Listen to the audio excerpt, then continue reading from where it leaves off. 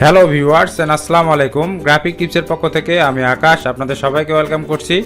আজ আমি আপনাদের জন্য নিয়ে এসেছি একটি নতুন ভিডিও, যে ভিডিওতে দেখাবো কিভাবে একটি ব্লেজারের ফাইল ক্রিয়েট করা হয়েছে খুব সহজ এবং ইজি প্রসেসগুলো ব্যবহার করে ফটোশপের মাধ্যমে।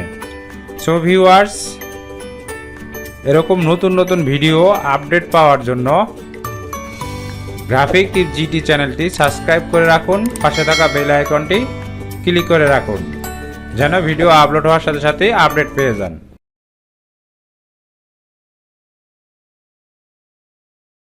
সো ভিউয়ার্স, প্রথমে আমি কম্পিউটারে ফটোশপ ওপেন করে নিলাম। গুগল থেকে আমি একটা ব্লেজারের শেপ নিয়েছি।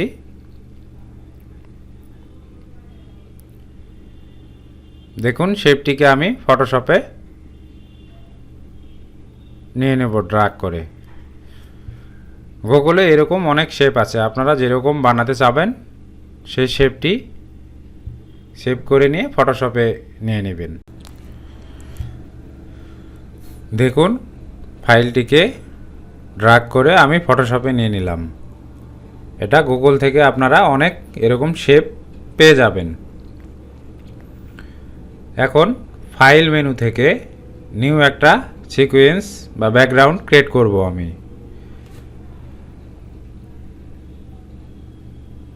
আপনি যে কোনো সাইজের ব্যাকগ্রাউন্ড ক্রিয়েট করতে পারেন। রেজুলেশনটা অবশ্যই একটু কম হলেই ভালো হবে।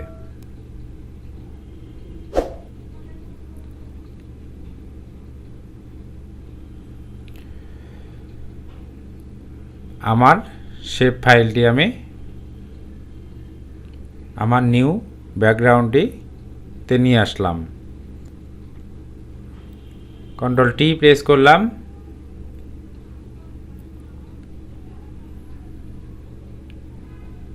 মিডল অপশনে নিলাম।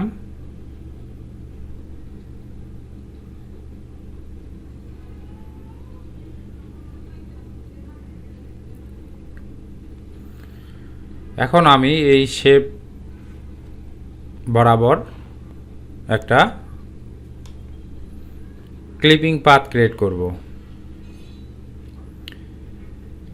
পাথ অপশনে দেখুন, আমি একটু স্কিপ করে নিচ্ছি ভিডিওটি যেন লং হয়ে না যায়। পেন টুল নিলাম আমি, নিয়ে পাথ অপশনে রেখে পাথ করতেছি। যেহেতু এটা একটি শেপ পাথ, সো অ্যাঙ্কর পয়েন্টগুলো অনেক কম ইউজ করব।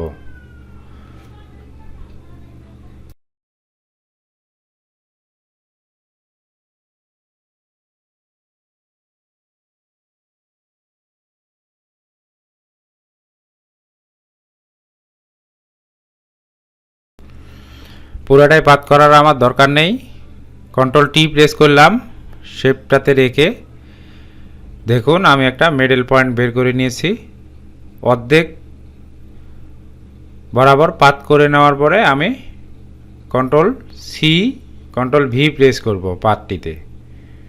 মিডল পয়েন্টে রেখে হরাইজন্টালি পাথটিকে ঘুরায় নিলাম। দেখুন, আমার যে ব্লেজারের একটা শেপ, সেই শেপটি ক্রিয়েট হয়ে গিয়েছে। সিলেক্ট করলাম, অল্টার ব্যাক স্পেস প্রেস করব। একটা ফরগ্রাউন্ড কালার থেকে একটা কালার চুজ করব। আমি যে কালারের ব্লেজার আমি বানাবো সেই কালারটি চুজ করতেছি। দেখুন, আমি অল্টার ব্যাক স্পেস প্রেস করে সেই কালারটি নিয়ে নিলাম। এখন আমি আমার যে ব্লেজারের শেপগুলো আছে সেই শেপগুলো বরাবর একটা করে গ্রুপ মার্কস করে নেব। স্লিভার, বডি, তারপরে আমার কলার অপশনগুলো, পকেট, সবগুলো পার্ট বাই পার্ট আমি আলাদা গ্রুপ মার্কস করে নেব।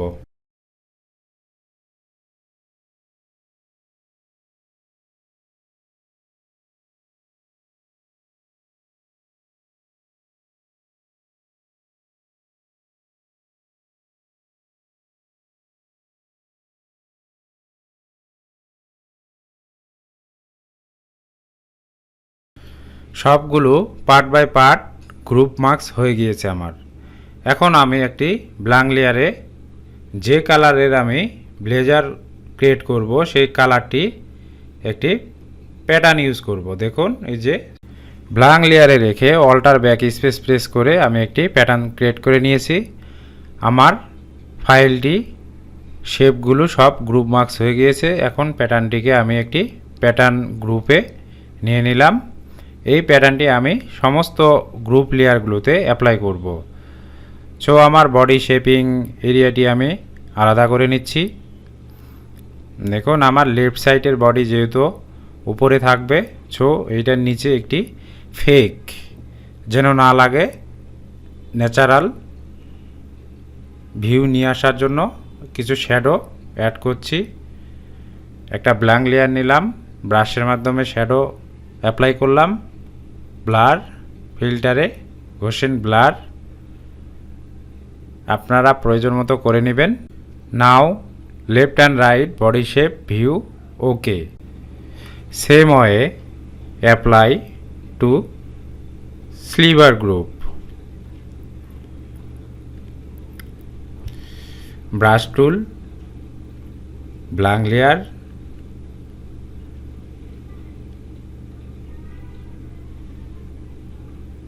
add shadow,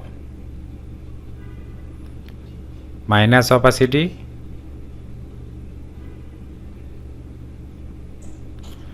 shadow opacity is minus, erasing.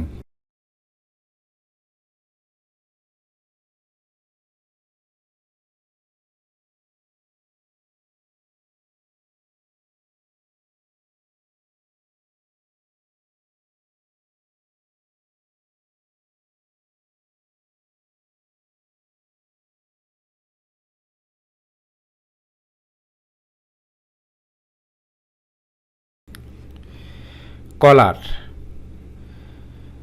pattern layer copy, color group, stroke, 3 pixel stroke,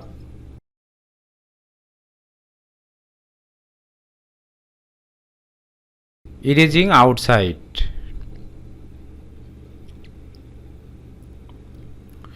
filter Gaussian blur.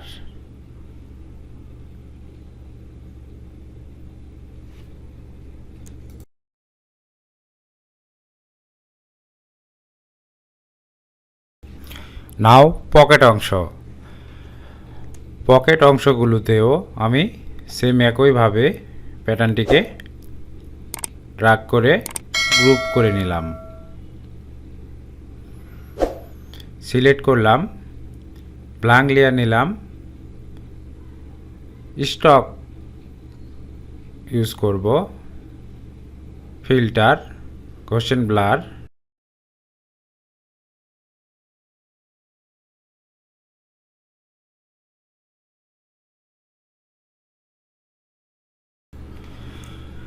now create button, foreground color black, blank layer, alter backspace, button layer copy,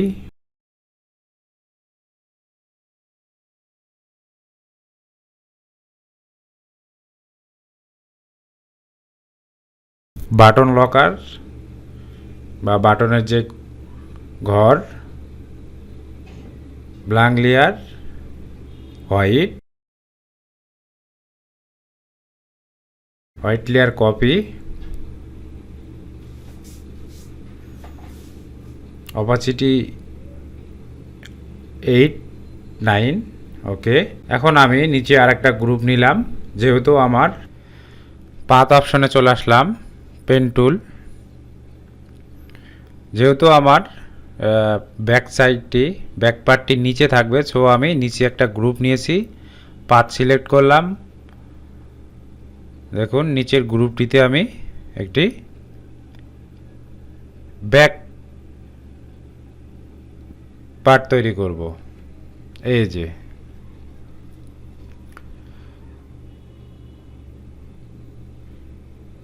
আমার যে শেপটি আছে কলারের, সেটি আমি path করে নিলাম, path select করলাম, গ্রুপে blank layer নেওয়ার পরে এডিট অপশন থেকে স্টক নিলাম, ফিল্টার থেকে ঘষেন ব্লার, অপাসিটি 20। দেখুন ব্রাশ লেয়ার নিয়ে আমি শ্যাডো অ্যাড করতেছি।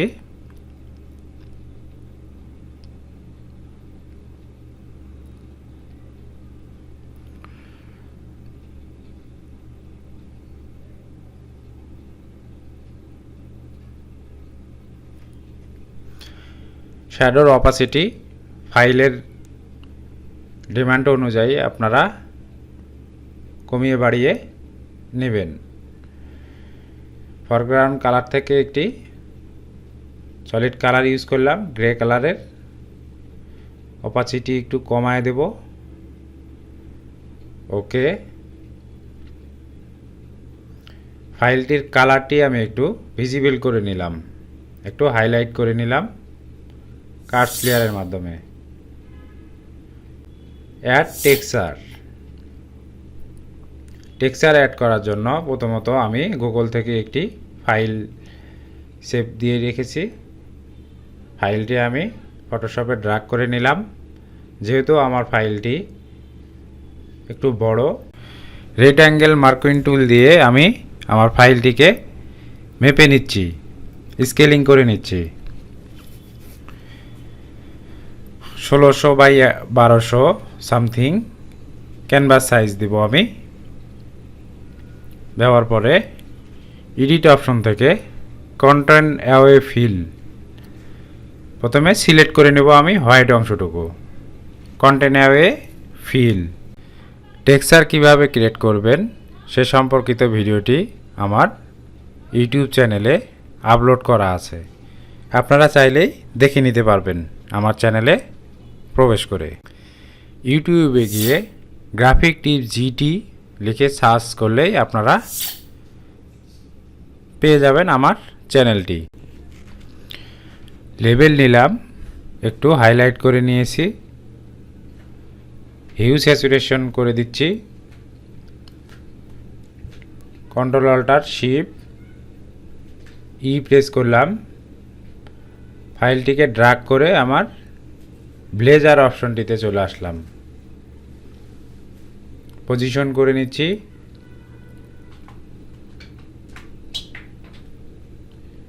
ডিলেট। ফাইলটিতে আমি হাই পাস ইউজ করছি।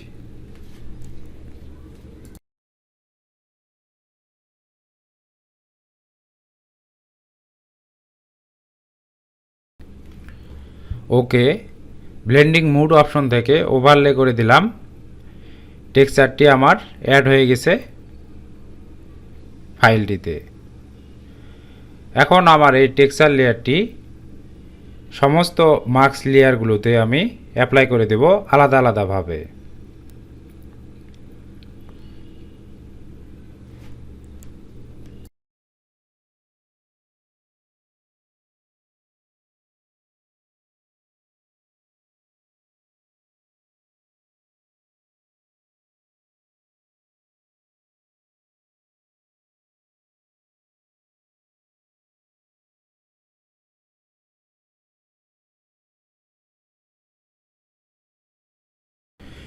টেক্সচারটিকে আমি আলাদা আলাদাভাবে ভিউয়ের জন্য আমার পকেট এরিয়াগুলোতে আমি একটু ওয়ার্ম আপ করে নেব। কন্ট্রোল টি প্রেস করার পরে ওয়ার্ম আপ অপশনটি থেকে আমি একটু ওয়ার্ম আপ করে একটু ঘুরিয়ে ফিরিয়ে 30 ডিগ্রি 20 ডিগ্রি অ্যাঙ্গেল করে নিচ্ছি। এরকমভাবে আপনারা সমস্ত প্যাটার্নের যে টেক্সচার সেটিকে অ্যাডজাস্ট করে নিতে পারবেন।